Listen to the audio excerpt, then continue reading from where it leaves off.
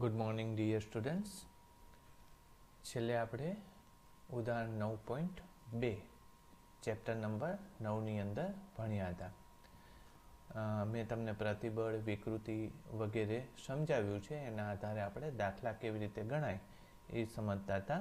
એમાં યંગ મોડ્યુલસનો ઉપયોગ કરીને દાખલા કેવી રીતે ગણાય છે એની વાત આવે છે. બરાબર. ચાલો હવે એક ઉદાહરણ પાછું જુઓ. તમે 9.3 ઉદાહરણ જુઓ. બરાબર. સર્કસમાં માનવ પિરામિડમાં સંતુલિત ગ્રુપનો તમામ બોજ એક વ્યક્તિ કે જે પોતાની પીઠના સહારે સૂઈ ગયો હોય છે. એટલે અહીંયા તમને થોડી આકૃતિ થોડી એવી અસ્પષ્ટ છે, છતાંય સમજો તમે. જો અહીંયા એક માણસ સૂતો છે, એના પગ ઉપર એક પાટિયું મૂકેલું છે. વળી પાછા કદાચ બે માણસ નહીં, આવું સ્ટૂલ કે ટેબલ જેવું કદાચ મૂકેલું હોય એવું લાગે છે. જોજો તમે. બરાબર. અને એની ઉપર પાછા બે વ્યક્તિ છે, એક ઉપર બીજો માણસ છે, એવી કંઈક વાત છે. ઓકે. તો શું કહે છે કે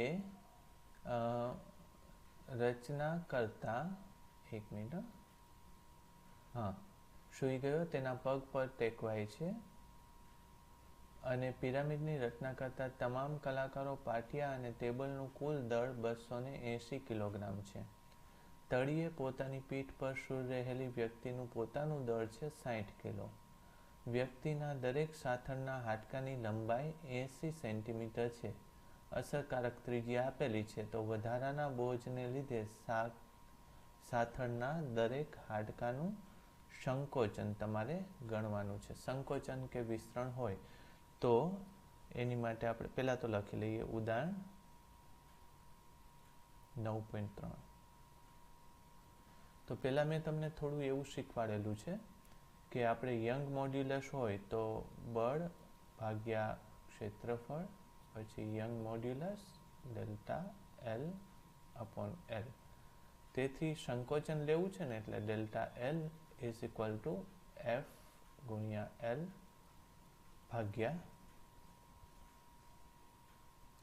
એ ગુણ્યા વાય. આવું થઈ જશે. આ સૂત્ર 1. ચાલો હવે વ્યક્તિ ઉપર કેટલો કુલ વજન આવે છે આપણે એ લેવાનું છે. એફ ઇઝ ઇક્વલ ટુ વ્યક્તિ ઉપર કુલ વજન કેટલું આવે છે, તો કે 280 કિલોગ્રામ છે.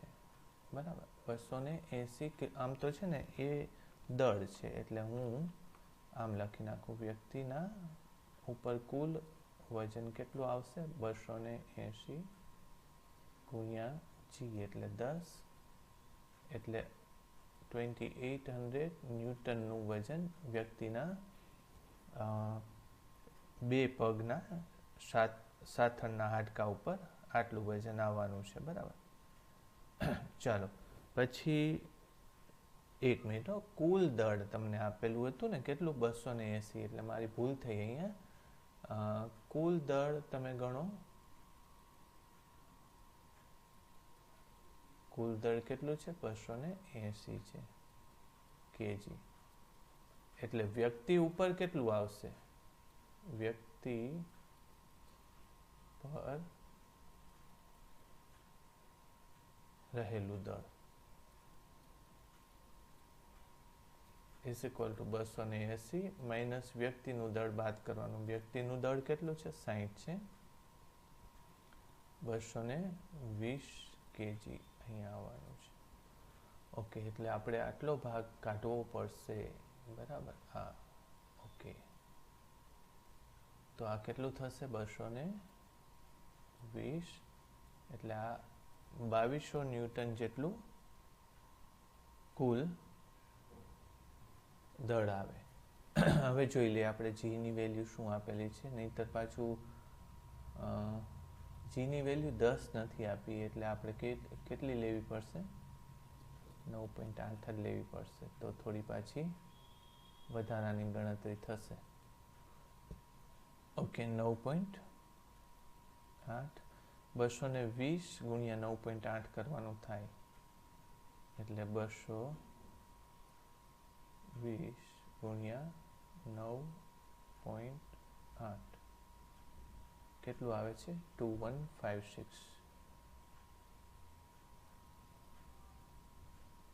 આટલા ન્યૂટન એના પગ ઉપર, બંને પગ ઉપર લાગુ પડે. તેથી એક પગ પર આવતું વજન, એટલે F1 જો લખું તો 2156/2, એટલે 1 0 કેટલું આવશે 7 અને 8 એવું કંઈક આવવું જોઈએ મારા ખ્યાલથી. Okay, newton. એટલે સાચું તો અહીંયા F1 આવશે. બરાબર. ચાલો હવે હાડકાનો આપણે એની લંબાઈ લેવી પડશે. તો હાડકાની લંબાઈ તમને કદાચ આપેલી હશે. જોઈએ આપણે કેટલી લંબાઈ છે. દરેક હાડકાની લંબાઈ 50 સેન્ટીમીટર છે એવું કીધું છે. બરાબર. એટલે હાડકાની લંબાઈ કેટલી આપણે લેશું? L = 50 એટલે 0.5 મીટર. L આવી ગયું. પછી A લેવું પડશે. ચાલો, A લેવા માટે હાડકું આપણે કેવું છે? વર્તુળાકાર છે એવું લઈએ. A એટલે શું? આડછેદનું ક્ષેત્રફળ. એટલે હાડકું ધારો કે આવું હોય,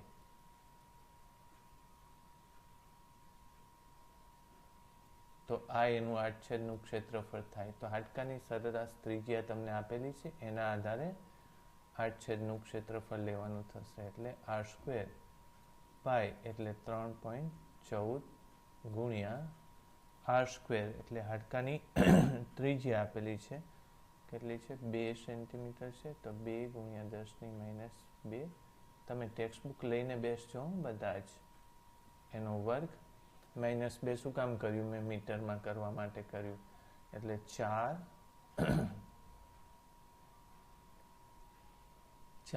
ગુણ્યા 3.14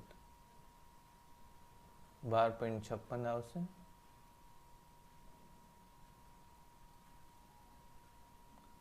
(10⁻4 મીટર સ્ક્વેર). આ એનું આડછેદનું ક્ષેત્રફળ થયું. પછી સૂત્રમાં શેની જરૂર છે જુઓ તમે? y યંગ મોડ્યુલસ લેવાનો. યંગ મોડ્યુલસ હાડકાનો યંગ મોડ્યુલસ તમારે ટેક્સ્ટ બુકમાં ગોતવું પડશે. બરાબર. આપણે ચેક કરતા જઈએ. અહીંયા આગળ આમાં જોવું જોઈએ. હાડકાનું કેટલું છે? હાડકાનું યંગ મોડ્યુલસ એપ્રોક્સિમેટલી, એક જ મિનિટ, એમાં કંઈક ભૂલ લાગે છે. 9.4. હા, એટલે આપણે હાડકામાં એક યાદ રાખજો કે તણાવ માટે યંગ મોડ્યુલસ જુદો છે અને દબાણ માટે યંગ મોડ્યુલસ જુદો છે. એટલે આ 9 છે. બરાબર. એટલે 9 ગુણ્યા 10⁹ યાદ રાખવાની. 9 ગુણ્યા 10⁹. હવે એમને શું લીધું છે એ પણ ચેક કરીએ, નહીંતર પાછી ભૂલ થશે. 9.4 લીધો છે. બરાબર. તો કંઈ વાંધો નહીં, 9.4 લઈ. બાકી તમે 9 લેશો તો પણ ચાલશે. બરાબર. એટલે 9 અથવા 9.4 ગુણ્યા 10⁻9 ન્યૂટન પર મીટર સ્ક્વેર. બધી જ વસ્તુ આવી જાય છે અહીંયા. તેથી અહીંયા હું ગણતરી કરું. ગણતરીમાં ΔL એટલે દબાણ કેટલું આવશે, એક હાડકું કેટલું સંકોચાશે. તો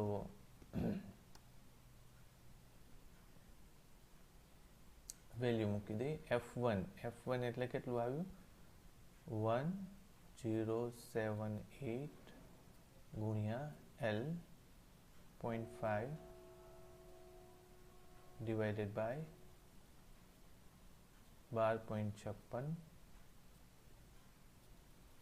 ગુણ્યા 10⁻4 અને યંગ મોડ્યુલસ 9.4 ગુણ્યા 10⁻9.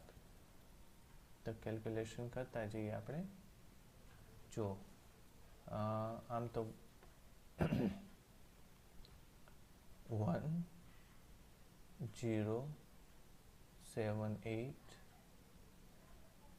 into 0.5 ઇક્વલ ટુ જે આવે એને ડિવાઇડેડ બાય 12.56,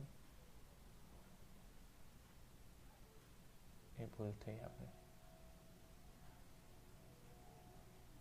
12.56, પછી ડિવાઈડ કરવું પડશે ને એને, બરાબર, ડિવાઈડ 9.4, તો આ જે આંકડો આવ્યો 4.56 નો આવ્યો, 4.56 ગુણ્યા 10 કેટલી ઘાત થશે, જો આમ +5 રહીને ઉપર -5 આવશે, -5 મીટર. આટલો ફેરફાર એમાં થશે. મીટરમાંથી જો સેન્ટીમીટરમાં કરવું હોય તો 4.56 × 10⁻³ સેન્ટીમીટર, અથવા એક બીજું સૂત્ર લખી શકાય કે 4.56 × 10⁻² મિલીમીટર. મિલીમીટરનો આટલામાં ભાગનું હાડકામાં સંકોચન થશે. કદાચ તમને એમ પૂછે કે કેટલા ટકા એનું સંકોચન થયું હાડકાનું, તો પછી ડેલ્ટા L બાય L એટલે 4.56 10⁻⁵ ડિવાઇડેડ બાય 0.5 હતું ને, 0.5 એટલે લગભગ ગણો ને તમે 9.9 જેવું આવશે ને, 9.1 જેવું કદાચ થાય, 12 × 10⁻⁵. ટકાવારીમાં લેવું હોય તો 100 પાછા બીજા ગુણો, ઇઝ ઇક્વલ ટુ 9.12 × 10⁻³ અથવા તો 0.00912%. ખૂબ સૂક્ષ્મ એનામાં દબાવ લાગુ પડશે. બોલો, સમજ પડી? તો આ દાખલો મેં કેટલામો દાખલો ગણાવ્યો તમને? 9.3 દાખલો લીધો આપણે, બરાબર. તો આ દાખલો બરાબર આ રીતે તમે બધા ગણજો, બરાબર. અને આપણે અપલોડ કરવાનો રહેશે. અપલોડ તમે કરતા નથી, એનું આપણે એકવાર ઝૂમ મીટિંગ લેવી છે અને પછી મારે તમને સૂચના આપવી છે કે કેમ અપલોડ નથી થતું. ઓકે, ચાલો હવે પાછો પ્રશ્ન જોઈએ. શું છે? તારના દ્રવ્યનો યંગ મોડ્યુલસ નક્કી કરવું. ઠીક છે, ચાલો એ હું તમને સમજાવી દઉં. ટૂંકમાં આપણે લઈ લઈએ, એક તાર દોરી દઈએ આપણે. ધારો કે આપણી પાસે આવો એક તાર છે, પાતળો એવો તાર લો, બરાબર. આ તારનો આપણે યંગ મોડ્યુલસ નક્કી કરવો છે. તો આપણે શું કરવાનું? પ્રયોગ કરીને, એટલે એની માટે જ કીધું છે, નહીંતર જો ગણતરી કરવાની હોય તો તમને આવડે. તો અહીંયા એક દ્રઢ આધાર છે, એની સાથે તારને બાંધી દેવાનો છે. ત્યાર પછી શું કરવાનું છે કે અહીંયા આપણે વજન લગાવવાનું. વજન લગાવવા માટે આપણે આવું કંઈક પલ્લું રાખેલું છે, ચોપડીમાં આપેલું છે, એટલે નહીંતર તો હૂક હોય છે, હૂકમાં આપણે એ વજન મૂકી દઈએ, એટલે વજન અહીંયા આપણે મૂકવાનું થશે. એ વજન M દળ છે, ધારી લો કે કેપિટલ M દળ છે. હવે શું થાય? દળ લગાવવાને લીધે તારની લંબાઈ થોડીક બદલાઈ જશે, બરાબર. તો એ લંબાઈ પહેલાં તો આપણે સમજીએ કે યંગ મોડ્યુલસ નક્કી કરવા માટે સૂત્ર શું છે? F/, આમ તો યંગ મોડ્યુલસનું સીધું સૂત્ર લઈ લો તો પણ ચાલે. એ પછી ડેલ્ટા L બાય L એટલે young modulus Y is equal two, અત્યારે વજન, બળ હું શેનાથી લગાવીશ? વજનથી. એટલે હું શું લખી નાખીશ? Fની જગ્યાએ mg ગુણ્યા L. L એટલે તારની મૂળ લંબાઈ, Fની જગ્યાએ mg લખી નાખ્યું. અને એની જગ્યાએ પાછું શું લખવું પડશે? તાર વર્તુળાકાર હશે, એનો આડછેદ એટલે πr² લખવું પડશે ગુણ્યા ડેલ્ટા L. જો તમારી પાસે આટલી બાબતો હોય, બરાબર, આ સૂત્રમાં આવતી બધી બાબતો તમારી પાસે હોય, તો તમે તારના દ્રવ્યનો યંગ મોડ્યુલસ નક્કી કરી શકો, બરાબર. આટલી બાબત હોય તો તારના દ્રવ્યનો યંગ મોડ્યુલસ તમારાથી નક્કી થઈ જાય. ચાલો હવે જોતા જઈએ. એમ છે યસ, તમે પ્રયોગ કરશો ત્યારે કેટલું વજન મૂકશો એ હોય તમારી પાસે, એટલે જોતા જઈએ કે એમ મળી જશે. જી પણ ખબર છે 9.8. આની ત્રિજ્યા માપવા માટે વર્નિયર અથવા માઇક્રોમીટર સ્ક્રૂનો ઉપયોગ કરવો પડે, એ પણ મળી જાય. તાર મૂળ કેટલી લંબાઈનો છે એ પણ ખબર હોય.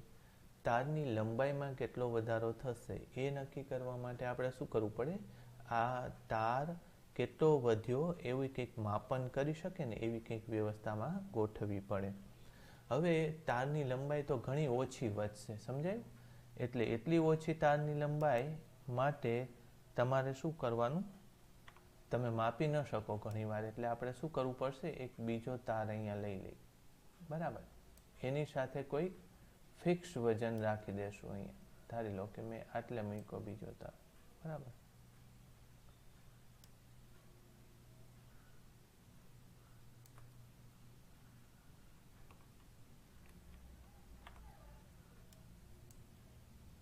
એક જ મિનિટ, હા, કંઈ વાંધો, ફરીથી દોર નાખીએ બીજો એક તાર. હું એક તારને અહીંયા દોરું છું એના જેવો જ,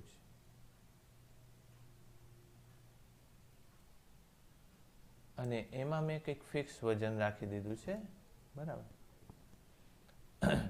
અથવા તો આમાં ફિક્સ વજન રાખી દીધું છે, બેમાંથી એકમાં, બરાબર.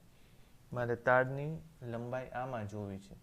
હવે હું શું કરીશ કે આની સાથે એક સ્કેલ બાંધી દઈશ, જે સ્થિર હોય ને એની સાથે. એને આપણે શું કહેશું? મુખ્ય માપક્રમ કહેશું, આ, બરાબર. અને જે સરકવાનું હોય એની સાથે બીજો એક સ્કેલ બાંધી દઈશ, એને આપણે શું કહેશું? વર્નિયર માપક્રમ કહેશું, બરાબર. આ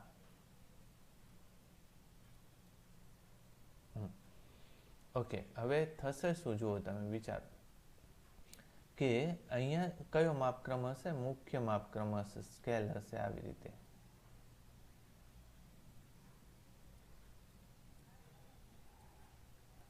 સમજ પડી? આ રીતે મુખ્ય માપક્રમનું સ્કેલ હશે. જ્યારે અહીંયા કયું માપક્રમનું સ્કેલ હશે? વર્નિયરનું, બરાબર. એટલે આ વર્નિયર સ્કેલ હશે. વર્નિયર સ્કેલમાં શું હોય કે તમે 10મો ભાગ મેં તમને આગળ સમજાવ્યું જ છે, અને આ મુખ્ય માપક્રમ, બરાબર. હવે તમે જ્યારે આ તારની લંબાઈનો વધારો માપવો છે, કયા તારની? બીજા તારની લંબાઈનો વધારો માપવો છે, એટલે તમે અહીંયા શું કરો છો? આ પલ્લામાં વજન મૂકી દો છો. અહીંયા ફિક્સ વજન છે, આ પલ્લામાં તમે વજન ઉમેરો છો, 1, 2, 3, કે તમે નક્કી કરો એટલું વજન ઉમેરો. એટલે પહેલાં તમારે માપી લેવાનું. પહેલાં વાંચન શું આવ્યું હતું? તો વાંચન પહેલાં ધારો કે y1 કેટલું આવ્યું? 10.42 સેન્ટીમીટર. આવું વાંચન આવ્યું, 10.42 સેન્ટીમીટર. વજન મૂક્યા બાદ તમારું અહીંયા જે માર્ક હોય ને એ વર્નિયર કેલિપર્સમાં કેમ મપાય એ મેં આગળ વાત કરેલી છે. પછી આવે છે ધારો કે 10.55. તો તમને ખબર પડી ગઈ કે તારની લંબાઈ કેટલી વધી. તો ડેલ્ટા એલ બરાબર y2 માઇનસ y1. y2 એટલે 10.55 માઇનસ y1 એટલે 10.42, એટલે 5 ને 8 કેટલું થશે? 13, બરાબર. તો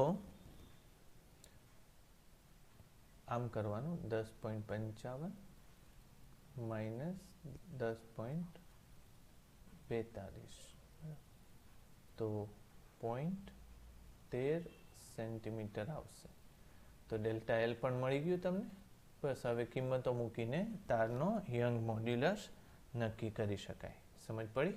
બસ તો આ રીત છે કે તારના દ્રવ્યનો યંગ મોડ્યુલસ કેવી રીતે નક્કી કરવું. ચાલો, ત્યારબાદ ટેક્સ્ટ બુકમાં એક ટોપિક છે આકાર સ્થિતિસ્થાપક અંક, બરાબર. હવે આકાર સ્થિતિસ્થાપક અંક માટે આમ તો મેં એકવાર પહેલા સમજાવ્યું છે તમને છતાંય આપણે લઈએ એકવાર. એમાં આપણે બે આકૃતિ દોરવી પડશે. ધારી લો કે એક આકાર આવો છે. પહેલા આપણી પાસે સમઘન હતો, આકાર બદલવાનો છે આપણે, બરાબર. અને ત્યારબાદ એમાં આપણે કઈ દિશામાં બળ લગાડીએ છીએ મેં તમને પહેલા પણ એકવાર કહ્યું હતું. ધારી લો કે આપણે કઈ દિશામાં બળ લગાડીએ છીએ, આ દિશામાં બળ લગાડીએ છીએ.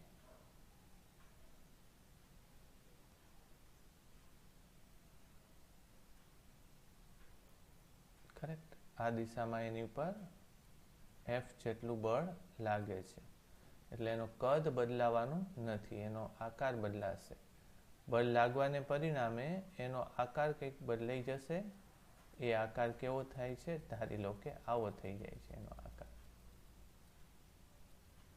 સમજ પડી? ઓકે. તો એનો કદ એટલું ને એટલું રહે છે. તો આપણે આ જે ખૂણો બને છે, આ ખૂણાને આપણે શું કહી દઈએ? થીટા ખૂણો કરી નાખીએ. અથવા તો આ ખૂણાને આપણે શું કરી નાખીએ? થીટા ખૂણો કરી નાખીએ. બરાબર. ચાલો, એટલું થઈ જાય. પછી ઉપરના ભાગને આપણે થોડુંક એવું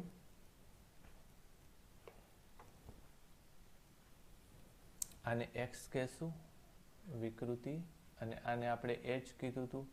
તો તમને યાદ છે કે વિકૃતિ કેટલી થાય? તો કે વિકૃતિ બરાબર x/h. પણ તમે આગળ પણ લીધું છે કે x/h એટલે કેટલું હોય છે? tan થીટા હોય છે, બરાબર. જો તમે આકૃતિ ઉપરથી tan થીટા જ થશે. અને અહીંયા આકાર નો ફેરફાર મહદઅંશે સૂક્ષ્મ હોવાથી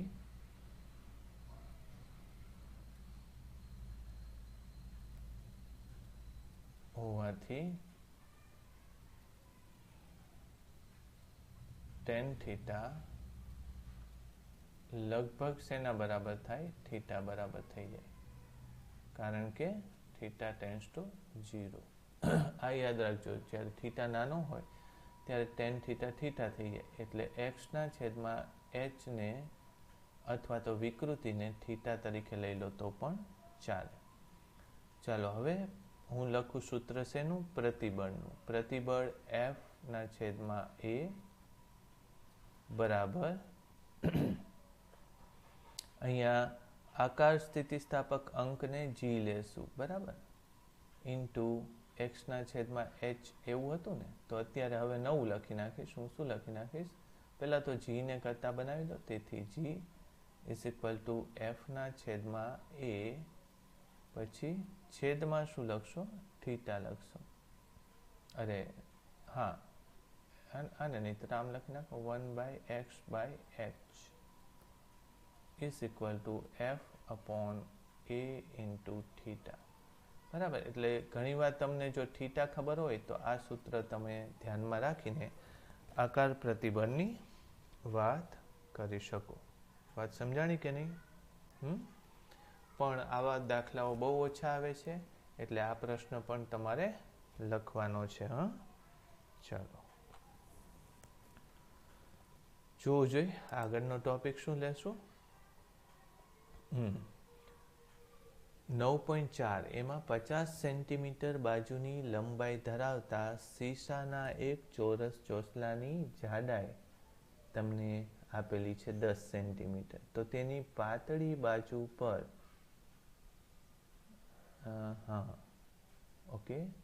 પાતળી બાજુ પર 9×10⁴ ન્યૂટન જેટલું સ્પર્શીય બળ લાગુ પાડેલું છે. જો ચોસલાની નીચેની બાજુ ભોંયતળિયા સાથે જડેલી હોય તો કેટલું સ્થાનાંતર એનું થશે? આમ તો આપણે જે આકૃતિ હતી ને એ આકૃતિ કામની છે, બરાબર. આપણે થોડું આટલો ભાગ કાઢી નાખીએ.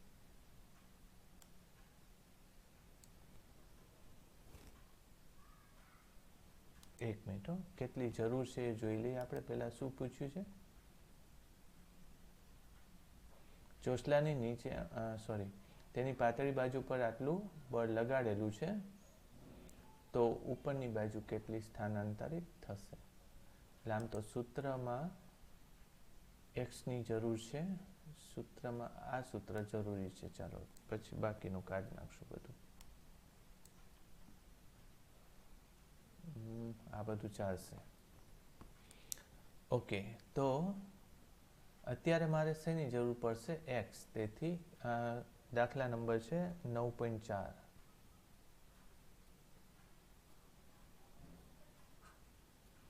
બરાબર. તો એની અંદર અત્યારે મારે એક્સની જરૂર છે. તો એક્સ બરાબર એફ એચ ના છેદમાં એ ગુણ્યા જી, આવી રીતે લખી શકાશે. બરાબર. તો આ સૂત્ર નંબર 1, જ્યાં એ કેટલું આવશે? જુઓ, તમને આપેલું છે 50 બાજુની લંબાઈ છે અને શીશાના ચોરસ ચોસલાની જાડાઈ તમને આપેલી છે 10 સેન્ટીમીટર. બરાબર. 1 મિનિટ. એટલે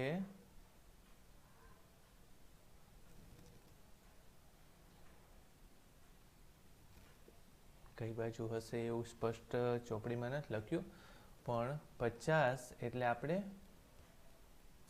આ જ લેવું પડશે. 50 એટલે હાઈટ હોવી જોઈએ, 50 સેન્ટીમીટર એવું સ્પષ્ટ નથી લખેલું, જોઈ લેજો તમે ચોપડીમાં. અને બાકીની સાઈડ છે 10 સેન્ટીમીટર. 10 સેન્ટીમીટર આમ છે. કરેક્ટ, આ રીતે છે. કરેક્ટ. ચાલો, તો આનું આડછેદનું ક્ષેત્રફળ શું આવશે? આડછેદનું ક્ષેત્રફળ જ્યાં લંબ દિશામાં બળ લાગે છે ત્યાં, તો એ આવશે 50 ગુણ્યા 10, એટલે કે 500 centimetre square is equal to 5 × 10⁻² metre square. આમ તો -4 થાય, પણ 2 0 મેં લઈ લીધા એટલે -2 મીટર સ્ક્વેર. ચાલો, એચની વેલ્યુ કેટલી આવશે? એચ એટલે 50 કીધું છે. બરાબર. એટલે લાગુ પાડેલા પ્રતિબળ આટલું આવ્યું.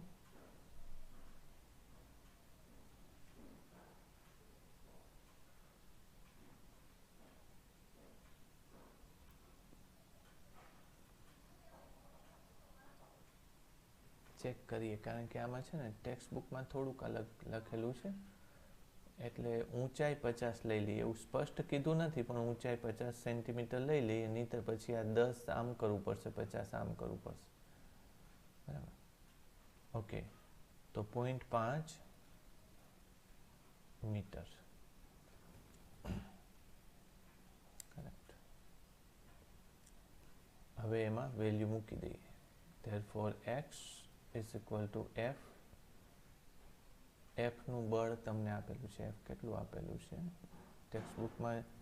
ટેક્સ્ટબુકમાં જોજો જોઈ. 9 × 10⁴ ન્યૂટન જેટલું આપેલું છે. 9 × 10⁴ જેટલું બળ. એચ એટલે આપણે લખશું 50.5. એ એટલે કેટલું થશે? એ હમણાં જ લીધું ને આપણે. એ છે 5 × 10⁻². અને જી યંગ મોડ્યુલસ તમારે લેવો પડશે. એનો યંગ મોડ્યુલસ ચોપડીમાં તો નથી આપ્યો, શું લખેલું છે ચોપડીમાં. બરાબર.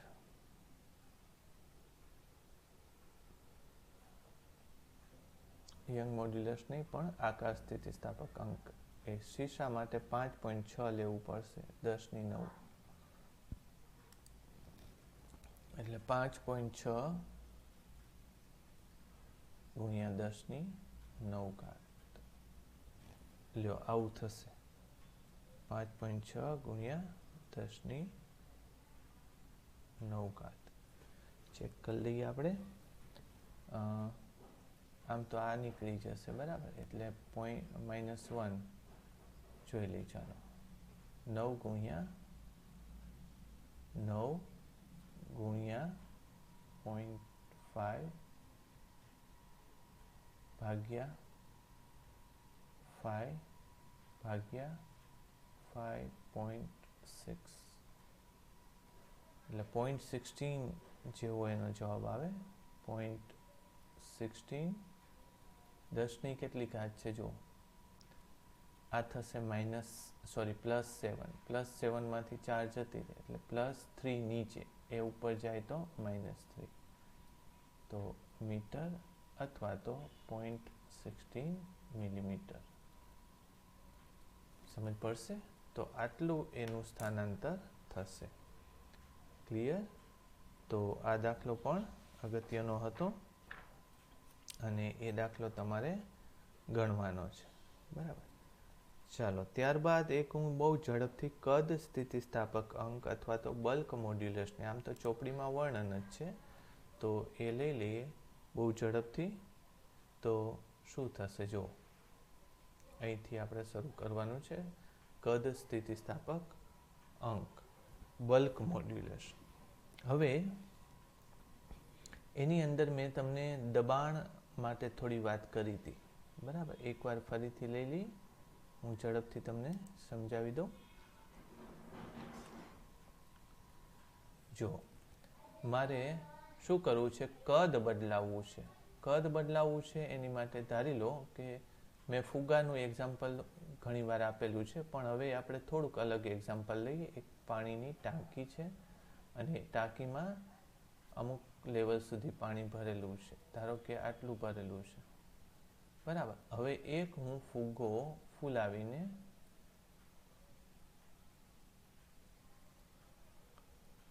આવો એક ફુગ્ગો છે, બરાબર.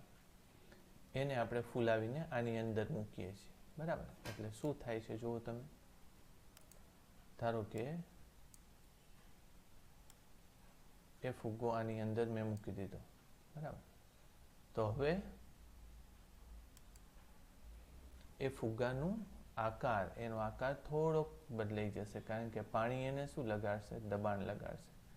દબાણ લગાડવાને લીધે ફુગ્ગાનો આકાર હવે આકાર એટલો ને એટલો રહેશે, પણ આકાર એવો જ રહેશે, પણ એનું કદ બદલાશે. કદ એટલે જો ફુગ્ગો પહેલા જે હતો એની કરતાં કેવો થઈ જશે, નાનો થઈ જશે ફુગ્ગો. સમજ પડી? એટલે ફુગ્ગાનું આ નવું કદ આટલું છે અને ફુગ્ગો પહેલા ઉતારીએ છીએ પાણીમાં, તો ફુગ્ગા ઉપર ચારે તરફથી દબાણ લાગે છે, એટલે ફુગ્ગાનું કદ બદલાઈ જાય છે. એટલે ફુગ્ગાના કદમાં થતો ફેરફાર જો હું લખું તો ΔV = V2 - V1. પણ તમને ખબર છે V2 ઋણ છે, નાનું છે, અને V1 ધન છે, એટલે કંઈક કિંમત કેવી આવશે, ઋણ આવશે. એટલે અહીંયા લખી નાખશું જે ઋણ છે. ઓકે, ચાલો. હવે અહીંયા પ્રતિબળ કેટલું, તો કે F/A. હવે F અહીંયા તમે જોશો તો ફુગ્ગા ઉપર બધી સપાટી ઉપર કોણ બળ લગાડે છે, તો કે પાણી લગાડે છે. આજુબાજુનું જે પ્રવાહી છે એ બળ લગાડે છે. પાછું ફુગ્ગાની તમામ સપાટી ઉપર બળ લાગે છે અને તમામ સપાટી ઉપર લંબ દિશામાં લાગે છે. એટલે જ્યારે લંબ દિશામાં તમામ સપાટી ઉપર બળ લાગે, અહીં લખશું, જ્યારે તમામ સપાટી પર લંબ દિશામાં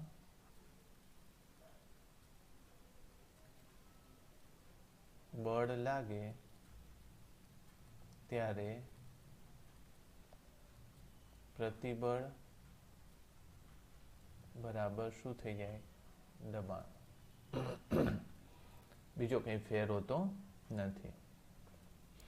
એટલે પ્રતિબળ બરાબર, હવે હું લખી નાખીશ, દબાણ = હવે અહીંયા કદ બદલાય છે. કદ બદલાય ત્યારે જે સ્થિતિસ્થાપકતા અચળાંક આવે, એ સ્થિતિસ્થાપક અચળાંકને આપણે શું કહીએ છીએ, બલ્ક મોડ્યુલસ. શું કહીએ છીએ, બલ્ક મોડ્યુલસ.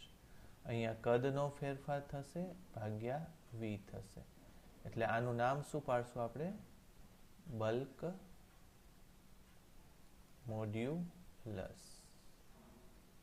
એને આપણે શું કહેવાય છે? બલ્ક મોડ્યુલસ કહેવાય છે. બરાબર. પણ હવે બલ્ક મોડ્યુલસ જ્યારે લેવા જઈએ ત્યારે એનું સૂત્ર આવું બનશે કે પી ના છેદમાં અહીંયા ડેલ્ટા વી કદ વિકૃતિ, આવું થશે.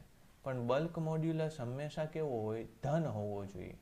એટલે જો તમે અહીંયા પહેલેથી ઋણ નિશાની મૂકી દો, આની ઋણ નિશાની આવવાની જ છે, એટલે ઋણ ઋણ શું થઈ જશે? ધન થઈ જશે. એટલે બલ્ક મોડ્યુલસની કિંમત ધન હોવાથી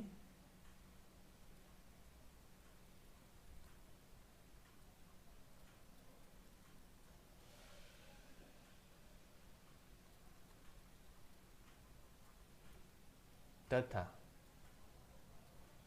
ડેલ્ટા વી બાય વી ઋણ હોવાથી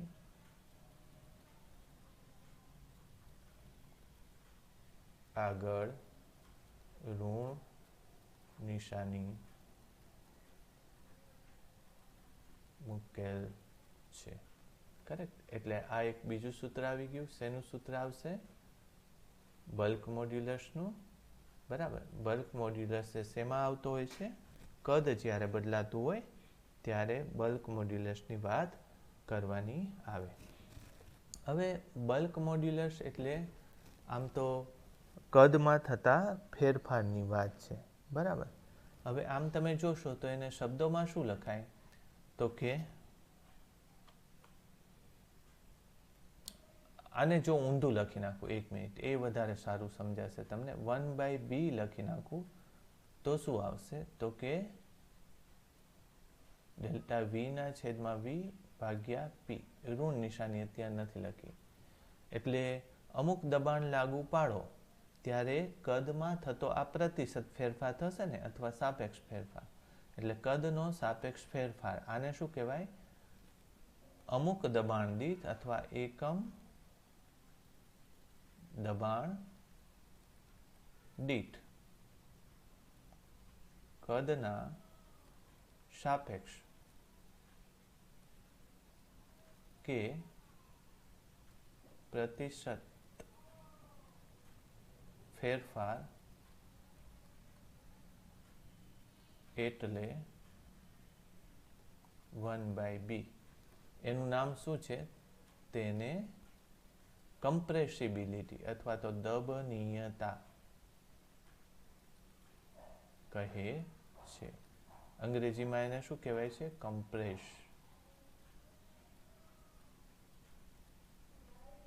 કમ્પ્રેસિબિલિટી, આવું કહેવાય છે અંગ્રેજીમાં. એટલે કદ સ્થિતિસ્થાપક અંકની જગ્યાએ દબનીયતા વધારે તમને ઉપયોગી છે. બરાબર. દબનીયતાને શું ઘણીવાર લખાય છે? કે લખાય છે. કમ્પ્રેસિબિલિટી દબનીયતા 1/b અથવા તો કે લખાય છે. બરાબર. હવે દબનીયતા પદાર્થ માટે ઘણી, એટલે કે એકમ કદમાં ફેરફાર કરવા માટે દબાણની કિંમત ઘણી મોટી હોય. એટલે મોટા ભાગના પ્રવાહી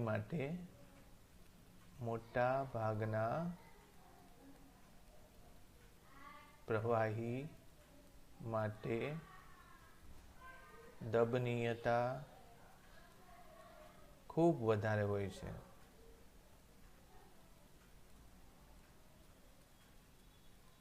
ચાલો, હવે બલ્ક મોડ્યુલસ શેમાં આવશે? પ્રવાહી કે વાયુ માટે જ આવશે. બરાબર. અત્યારે મેં જો ફુગાનું ઉદાહરણ લઈને મેં કોની દબનીયતાની વાત કરી? ફુગામાં કોણ છે? વાયુ.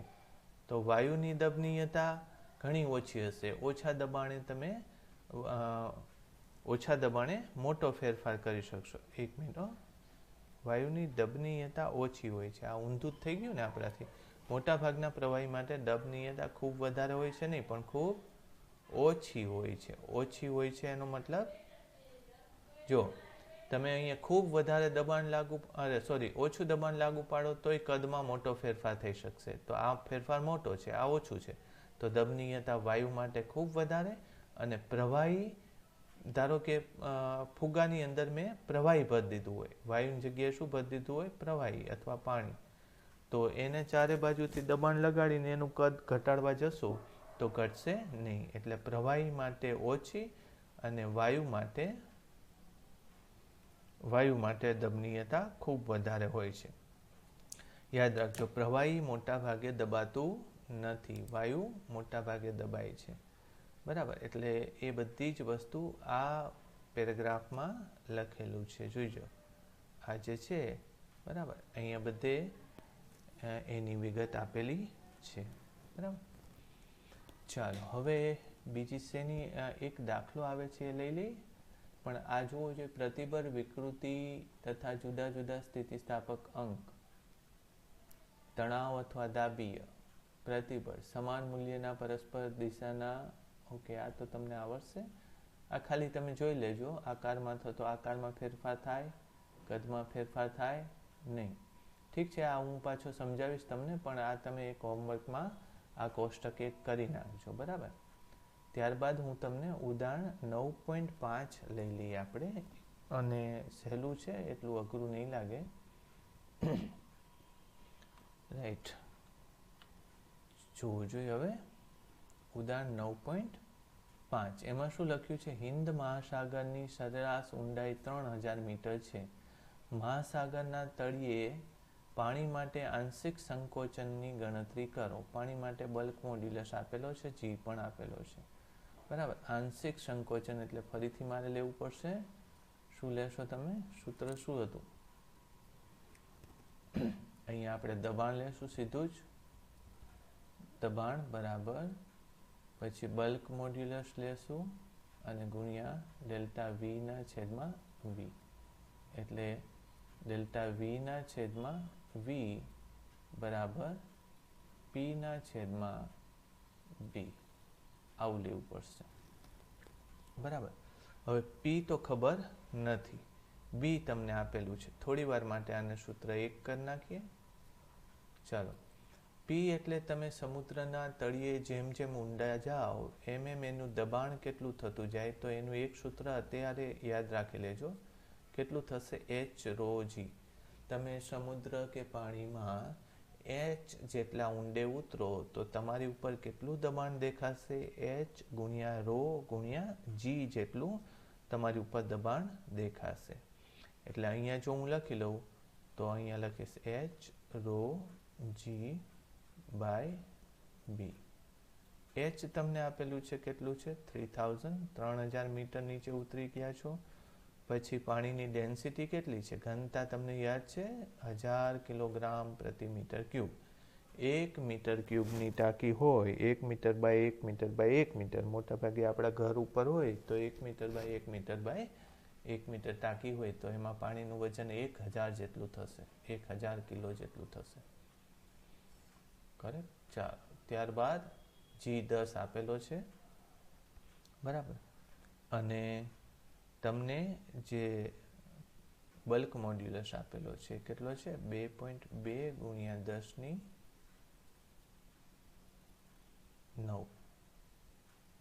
બરાબર, તો આ 3, 3, 6 અને 7 જતા રહેશે, એટલે અહીંયા 2 વધશે. બરાબર, એટલે 3/2.2. 3/2.2 કેટલું આવશે? 1.36.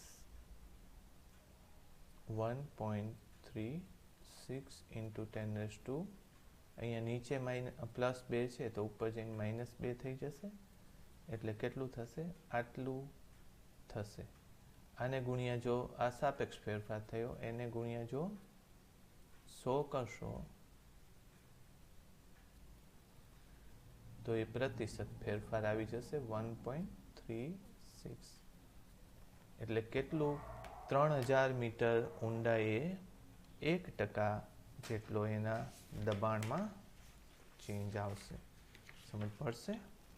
ચાલો, તો આજે મેં તમને ઉદાહરણ 9.3 સમજાવ્યું, ત્યારબાદ તારના દ્રવ્યનો યંગ મોડ્યુલસ 9.4 સમજાવ્યું, કદ સ્થિતિસ્થાપક અંક સમજાવ્યું. બરાબર, એક હજુ જો કે થિયરી છે પોઈસનનો ગુણોત્તર, પણ એ હવે આવતી વખતે લેશું આપણે. રાઈટ?